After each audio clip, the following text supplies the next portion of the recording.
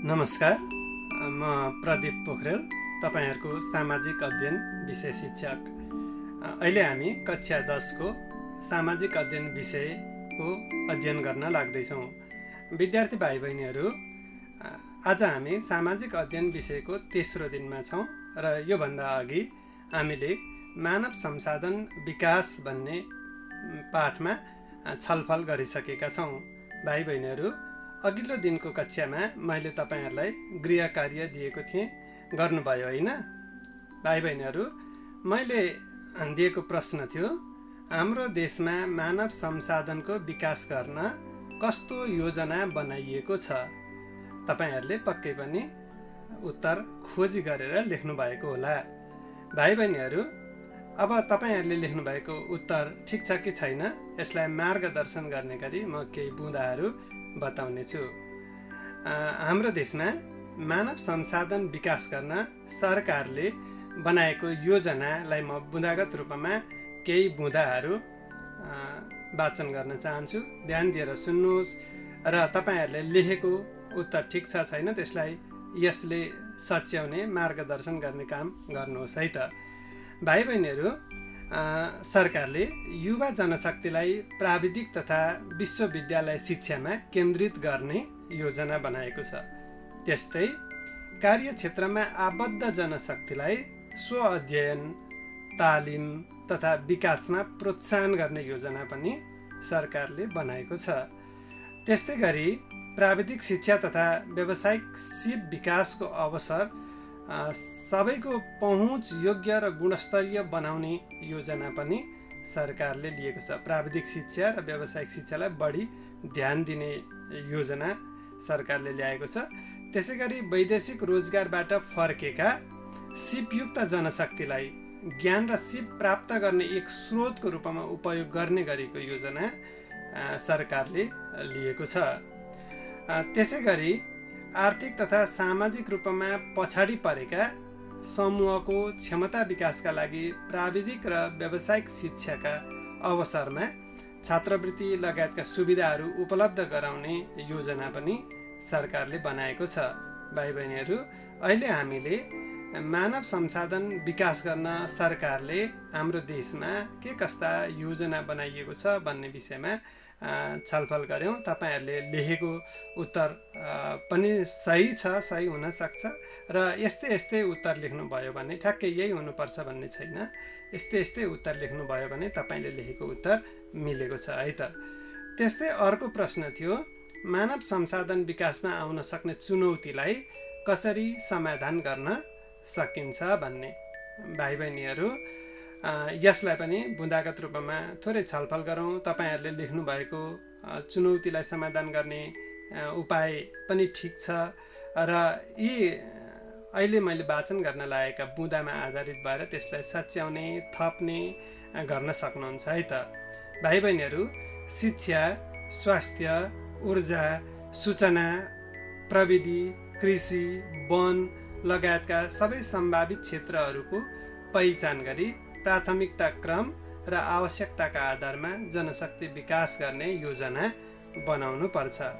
हामीले अगाडि नै छलफल गरेका थियौँ, हाम्रो देशमा स्रोत र साधन भए पनि परिचालन गर्ने गरेको योजना नभएको, योजनाको अभाव भएको, जनशक्ति नभएका कारणले विकास हुन नसकेको हामीले छलफल गरिसकेका छौँ।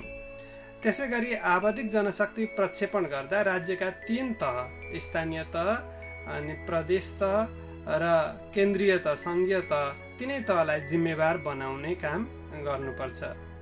भाइ बहिनीहरू, भर्खरै बजेट भाषण समेत भइसकेको छ र यसमा चाहिँ नेपालको शिक्षालाई चाहिँ अलिक कम नै बजेट विनियोजन गरिएको छ। तसर्थ मानव संसाधन विकासमा आउने चुनौतीलाई समाधान गर्न राष्ट्रिय कुल बजेटको 20% शिक्षा क्षेत्रमा लगानी गर्नुपर्छ। त्यस्तै गरी सामाजिक आर्थिक रूपमा पिछडिएका जाति तथा वर्गलाई छात्रवृत्तिको व्यवस्था गर्नुपर्छ, जसले उनीहरूलाई राष्ट्रिय मूलधारमा समाहित हुन सहयोग पुर्याउँछ। त्यस्तै गरी वर्तमानमा रहेको आरक्षणको व्यवस्थालाई चाहिँ थप वैज्ञानिक बनाउनु पर्छ। जस्तै आरक्षण कोटामा परेका कतिपय चाहिँ जाति समुदायका मानिसहरू आर्थिक रूपमा निकै सम्पन्न छन्, अवसरहरू पर्याप्त मात्रामा छन्। अनि आरक्षणको व्यवस्थामा नपरेका कतिपय समुदायहरू, सम्प्रदाय, वर्गहरू चाहिँ सामाजिक आर्थिक रूपमै पछाडि परेका छन्। उनीहरू आरक्षणबाट पनि वञ्चित छन्। तसर्थ आरक्षणको जुन व्यवस्था छ त्यसलाई थप वैज्ञानिक बनाउने काम गर्नुपर्छ। यसरी मानव संसाधन विकासमा आउने चुनौतीलाई समाधान गर्न सकिन्छ। भाइ बहिनीहरू, तपाईहरूले पाठ्यपुस्तकमा आधारित भएर अन्य उत्तर लेख्नु भएको छ, त्यो पनि ठिक छ। अब आज हामी नयाँ पाठमा प्रवेश गर्छौँ। मानव विकास सूचकाङ्क भन्ने पाठ 2 मा प्रवेश गर्छौँ। भाइ बहिनीहरू, मानव विकास भनेको के होला त? भन्नुहोस् त, मानव विकासलाई कसरी बुझ्न सकिन्छ? व्यक्तिले अथवा मानिसले महत्त्व दिए अनुसारको जीवन जिउन प्राप्त गर्ने अवसर र स्वतन्त्रता नै मानव विकास हो। मैले पुनः दोहोऱ्याएँ, कुनै पनि व्यक्तिले अथवा मानवले महत्त्व दिए अनुसारको, उसले आफूलाई चाहिँ कसरी जिउने भन्ने कुरामा महत्त्व दिन सक्छ। व्यक्ति पछि फरक हुन सक्छ। उसले आफ्नो जीवनलाई महत्त्व दिए अनुसारको जीवन जिउन प्राप्त गर्ने अवसर र स्वतन्त्रता नै मानव विकास हो। यसले मानव जीवनको सम्पन्नतालाई जनाउँछ। मैले पुनः दोहोऱ्याएँ भाइ बहिनीहरू, यसले मानव जीवनको सम्पन्नतालाई जनाउँछ, न कि आर्थिक सम्पन्नतालाई। आर्थिक सम्पन्नताले मात्रै मानव विकासलाई बुझाउन सक्दैन। भाइ बहिनीहरू, कोही मानिस आर्थिक रूपमा ज्यादै सम्पन्न हुन सक्छन्, तर मानवीय रूपमा विपन्न हुन सक्छन्। जस्तै कोही मानिस आर्थिक रूपमा निकै सम्पन्न, धनी, धेरै जग्गा जमिन, पर्याप्त आम्दानी, ठुला घर आदि भए तापनि ऊ मानवीय पक्षमा, जस्तै शिक्षा, स्वास्थ्य, गुणस्तरीय जीवन, राजनीतिक एवं सामाजिक जीवनमा उसको संलग्नता र स्वतन्त्रता, मानव अधिकारको प्राप्ति अनि सरसफाइ जस्ता कुरामा चाहिँ पछाडि परेको हुन सक्छ। त्यसो हुँदा ऊ आर्थिक रूपमा सम्पन्न हुँदैमा उसलाई मानव विकास भएको तरिकाले बुझ्न सकिँदैन। मानव विकास हुन त मानवीय रूपमा, मानवीय जीवनका विविध पक्षमा विकास हुनुपर्छ। मैले अघि पनि भने, शिक्षा, स्वास्थ्य, गुणस्तरीय जीवन, राजनीतिक एवं आर्थिक जीवनमा चाहिँ उसको संलग्नता, मानव अधिकारको प्राप्ति, सरसफाइ लगायतका कुराहरूमा उसको विकास भएको हुनुपर्छ। अनि त्यसलाई मानव विकास भएको मान्न सकिन्छ।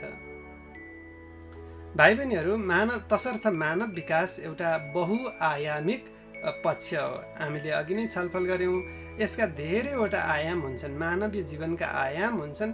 ती मानव जीवनका विविध पक्षहरूको विकासले नै मानव विकासलाई जनाउँछ। भाइ बहिनीहरू, अहिले हामीले मानव विकास भनेको के हो भनेर छलफल गऱ्यौँ।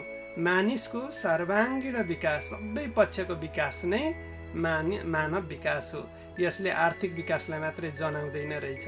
धनी हुँदैमा विकास भएको मानिदो रहेनछ।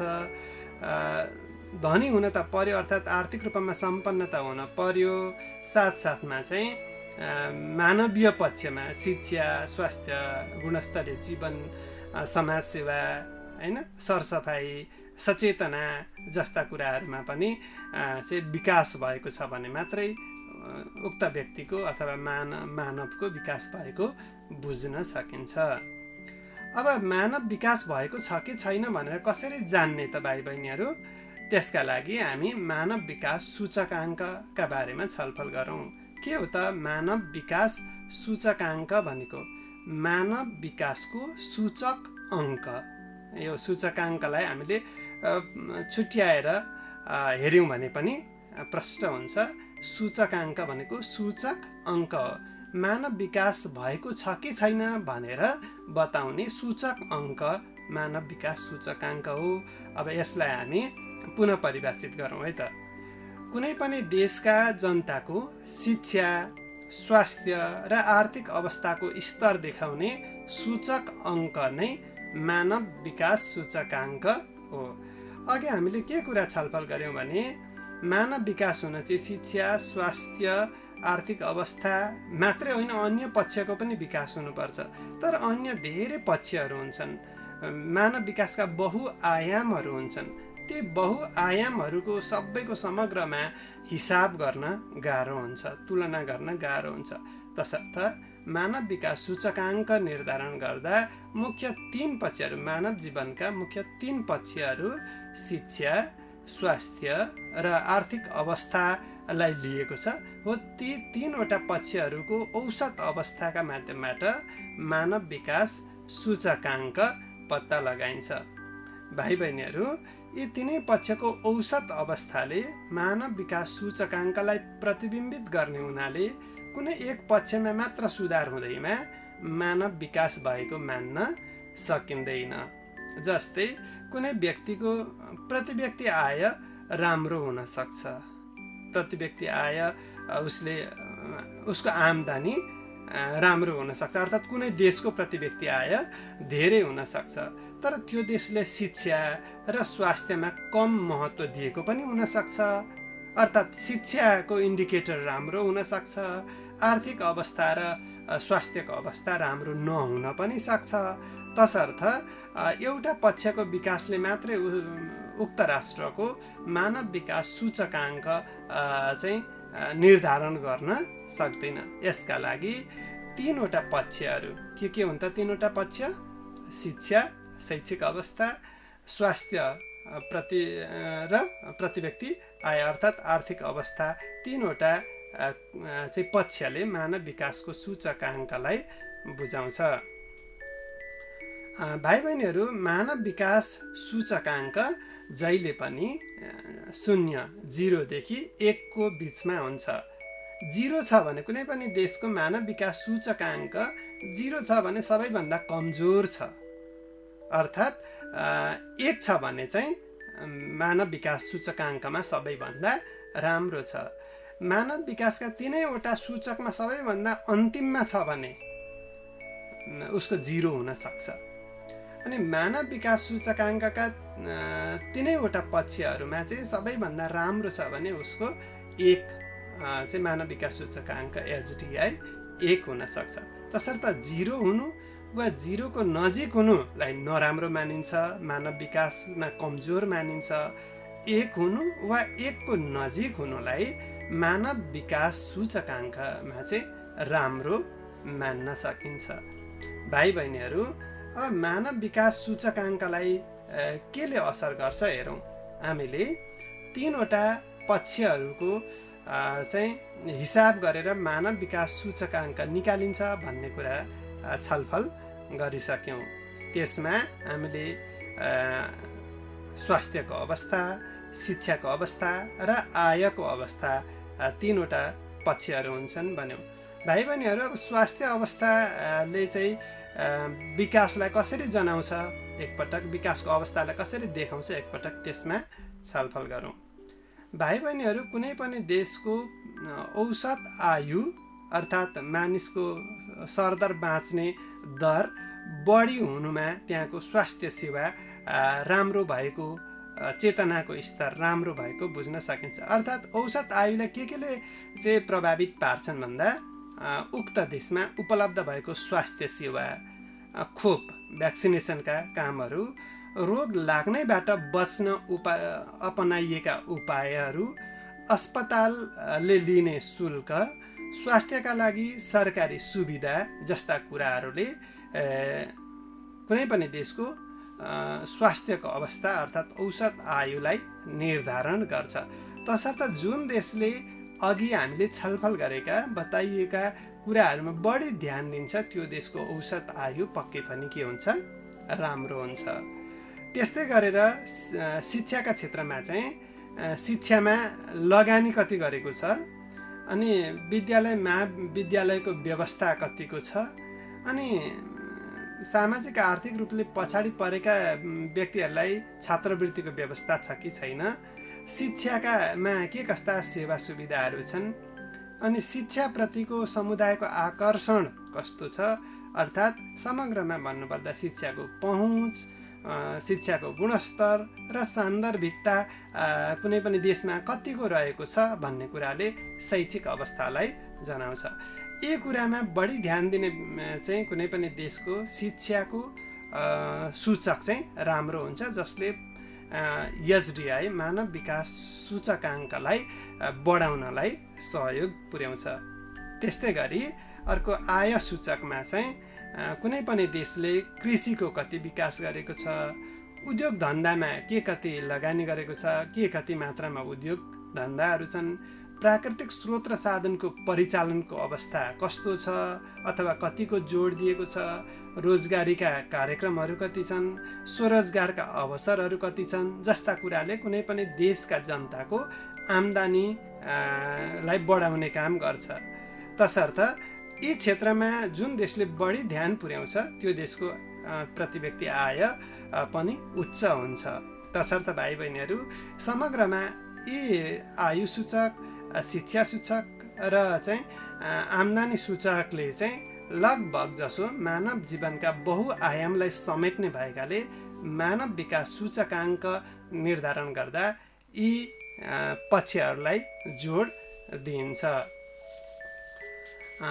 विद्यार्थी भाइ बहिनीहरू, मानव विकास सूचकाङ्क किन निकाल्नु पर्यो त, यसको गणना किन गर्नु पर्यो भन्ने विषयमा हामी छलफल गरौँ। अर्थात् मानव विकास सूचकाङ्कको आवश्यकता किन पर्छ भन्ने विषयमा एकपटक छलफल गरौँ है त। भाइ बहिनीहरू, एसडिआई अर्थात् मानव विकास सूचकाङ्कले मानव जीवनका आधारभूत 3 पक्षहरू शिक्षा, स्वास्थ्य र आर्थिक अवस्थालाई प्रतिबिम्बित गर्ने भएकाले मानव विकासको अवस्था पत्ता लगाउनलाई मानव विकास सूचकाङ्क निकाल्नुपर्छ। मैले पुनः दोहोऱ्याएँ, मानव जीवनका 3वटा पक्षहरू शिक्षा, स्वास्थ्य र आर्थिक अवस्थालाई चाहिँ एसडिआईले प्रतिबिम्बित गर्छ। शिक्षाको अवस्था कस्तो छ, स्वास्थ्यको अवस्था कस्तो छ र आर्थिक अवस्था कस्तो छ भन्ने कुरा चाहिँ एसडिआईले देखाइदिन्छ। तसर्थ मानव विकासको अवस्था चाहिँ वास्तवमा कस्तो रहेको छ त भन्ने कुरा पत्ता लगाउनलाई एसडिआई निकाल्नुपर्ने हुन्छ। अनि यही एसडिआईका आधारमा विभिन्न चाहिँ विकासका योजनाहरू बनाउन, विकासका कार्यक्रमहरू, रणनीतिहरू तय गर्नलाई सजिलो पुग्ने भएकाले एसडिआईको चाहिँ क्याल्कुलेसन गर्न आवश्यक छ। भाइ बहिनीहरू, जनता केन्द्रित मानव विकासका कार्यहरूलाई प्राथमिकता प्रदान गर्न पनि एसडिआई निकाल्न आवश्यक छ। जनता केन्द्रित मानव विकास किन भनिएको भन्दाखेरि मानव विकास हेर्दाखेरि मुख्यतया समग्र देशका समग्र जनताको विकासको बहुपक्षलाई ध्यान दिने भएका कारणले गर्दाखेरि जनताका मानव जीवनका बहुपक्षलाई चाहिँ विकासमा टेवा पुग्ने गरी विकासका कार्यहरू निर्धारण गर्न र त्यसलाई प्राथमिकीकरण गर्नका लागि एसडिआई निकाल्न आवश्यक छ। विद्यार्थी भाइ बहिनीहरू, त्यसै गरी युएनडिपी युनाइटेड नेसन्स डेभलपमेन्ट प्रोग्रामले निर्धारण गरेको मानव विकास सूचकाङ्कलाई आधार मानेर राष्ट्रहरूले विकास नीति तथा योजना निर्माण गर्ने गर्छन्। भाइ बहिनीहरू, युएनडिपीले प्रत्येक वर्ष एसडिआईको हिसाब गर्छ र प्रत्येक देशको एसडिआईका आधारमा र्याङ्किङ गर्ने, क्रम निर्धारण गर्ने काम गर्छ। अनि उक्त युएनडिपीले प्रदान गरेको एसडिआई अङ्क र क्रमका आधारमा कुनै पनि देशले विकास निर्माणका योजनाका कामहरू गर्न सक्छन्। त्यसमा चाहिँ टार्गेट बनाउन सक्छन्, कहाँसम्म पुर्याउने, एसडिआईलाई कहाँ पुर्याउने, शिक्षा, स्वास्थ्य र चाहिँ आम्दानीलाई कसरी अगाडि बढाउने भन्ने कुराको योजना निर्माण गर्नका लागि मानव विकास सूचकाङ्कको आवश्यकता पर्छ।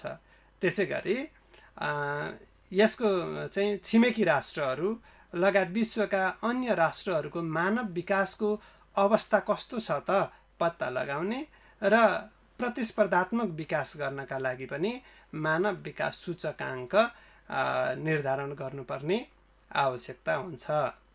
त्यसै गरी सुधार गर्नुपर्ने क्षेत्रहरू कुन कुन क्षेत्रमा चाहिँ बढी सुधार गर्नुपर्ने रहेछ, जस्तो 3वटा सूचकहरू छन्। अनि ती 3वटा सूचकमा पनि सबै बराबर नहुन सक्छन्। कुनै एउटा सूचक चाहिँ अलि राम्रो हुनसक्छ, कुनै अर्को सूचक चाहिँ अलिक पछाडि परेको हुन्छ। ती 3वटा सूचकहरूमध्ये पनि कुन चाहिँ सूचकलाई बढी प्राथमिकता दिनुपर्ने रहेछ भन्ने कुरा पत्ता लगाउन र त्यसैका आधारमा प्राथमिकीकरण गर्दै चाहिँ योजना निर्माण गर्नका लागि पनि मानव विकास सूचकाङ्क निकाल्न आवश्यक छ, यसको आवश्यकता पर्छ। भाइ बहिनीहरू, अहिले हामीले मानव विकास सूचकाङ्कको आवश्यकता किन पर्छ भन्ने विषयमा छलफल गऱ्यौँ र आज हामी अहिलेसम्म पढेका विषयवस्तुलाई एकपटक चाहिँ पुनरावृत्ति गरौँ है त। हामीले मानव विकास भनेको के हो भनेर छलफल गऱ्यौँ। भाइ बहिनीहरू, मानव विकास भनेको मानव जीवनका बहुपक्षीहरूको विकासको अवस्था हो। अर्थात् मानव जीवनका बहुपक्षमा के पर्दा रहेछन् त भन्दाखेरि शिक्षा, स्वास्थ्य, आम्दानी, गुणस्तरीय जीवन, राजनीतिक स्वतन्त्रता र संलग्नता, समाज सेवा, सामाजिक अवस्था, मानव अधिकारको प्राप्ति, सरसफाइ, चेतनाको अवस्था जस्ता कुरा पर्दा रहेछन्। यी समग्र कुराहरूको चाहिँ सुधार हुने काम, यी समग्र पक्षहरूमा हुने विकास नै मानव विकास हो भनेर हामीले पढ्यौँ। त्यसै गरी मानव विकास सूचकाङ्क भनेको चाहिँ मानव जीवनका मुख्य 3 पक्षहरू शिक्षा, स्वास्थ्य र आर्थिक अवस्थाको स्तर देखाउने सूचक अङ्क हो भनेर पनि हामीले पढ्यौँ। त्यसै गरी मानव विकास सूचकाङ्क चाहिँ कति हुँदो रहेछ त? कुनै पनि देशको मानव विकास सूचकाङ्क कति हुन्छ भन्दा 0 देखि 1 को बिचमा हुन्छ। यसलाई हिसाब गरेर निकालिन्छ। 0 को नजिक भयो भने चाहिँ मानव विकासमा पछाडि परेको थाहा हुने रहेछ। अनि 1 को नजिक छ भने चाहिँ मानव विकासमा राम्रो छ भन्ने कुरा थाहा पाउँछ भन्ने विषयमा हामीले छलफल गऱ्यौँ। त्यसै गरी मानव विकास सूचकाङ्कको आवश्यकता किन पर्छ भन्ने कुरा पनि हामीले छलफल गऱ्यौँ। मानव विकासको अवस्था पत्ता लगाउन, त्यसै गरी त्यही मानव विकासको अवस्था पत्ता लगाएर सुधार गर्नुपर्ने क्षेत्र निर्धारण गर्न, अनि सुधार गर्नुपर्ने क्षेत्रहरूलाई पनि प्राथमिकीकरण गरेर सोही अनुसारका काम गर्न, अनि छिमेकी राष्ट्रहरू र विश्वका अन्य राष्ट्रहरूको विकासको अवस्थासँग कुनै पनि देशको आफ्नो देशको विकासको अवस्थालाई तुलना गर्दै प्रतिस्पर्धात्मक विकास गर्न र प्राथमिकीकरणका आधारमा चाहिँ सुधार गर्नुपर्ने क्षेत्रहरूलाई प्राथमिकीकरण गर्दै सुधार गर्न चाहिँ मानव विकास सूचकाङ्कको आवश्यकता पर्छ भनेर हामीले छलफल गऱ्यौँ।